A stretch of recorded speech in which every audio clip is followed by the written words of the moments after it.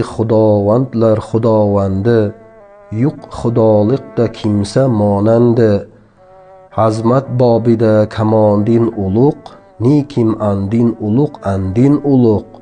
Jabr tuttung havosida xurshid, zarradik bo'lmain nazarda padid. Qadrmenli o'qirman, mana bugungi taqribimiz Chag'atay jazba murasi emlesi bo'yicha bir so'z to'g'ri bo'lmoqchi. Tarixga o'nglar bo'lsak, 8-13 asr oralig'idagi arab yozuvlari grafikasi keng etib jaya tushgandan keyin mana burungi turki muramiz sanalатын көне uyg'ur yozuvi, kultegim yozuvlari bir жақта қалып, одан кейін осы мұсылман ренессансының арқасында 14 ғасырда Шағатай жазбасы темірліктердің тарих сахнасында орын алуымен бірге келеді.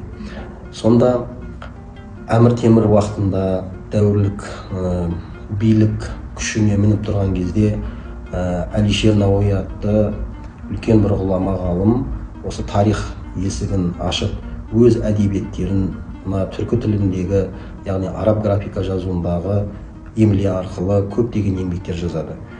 Мына атақты Николай Ильминский деген атақты түрколог ғалым бұл Әлишер Науаиді осы түркі әлемінің, яғни Орта Азиялық түркілердің атасы ретінде, ұлтшыл тұлға ретінде көрсетеді.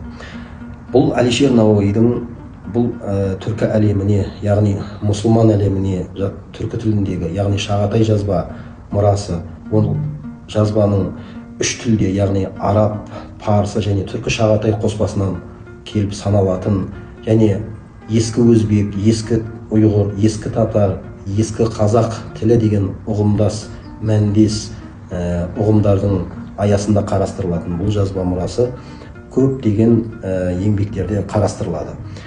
Соның ішінде Әлишер Науаидің еңбектерін атап айтсақ болады.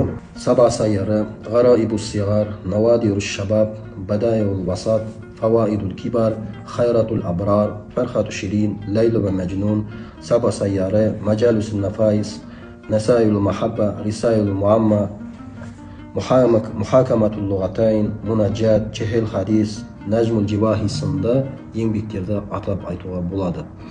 Бұл Шағатай үлгісіндегі емле кейбір түрколог ғалымдарымыздың айту бойынша 19 ғасырдың соңына дейін, немесе осы 20 ғасырдың басындағы ең соңғы қазақ әйгілі ғалымы Мұстафа Шоқайдың соңғы хаттарының беттеріне жазылған емлелерден көруге болады. Бұл Шағатай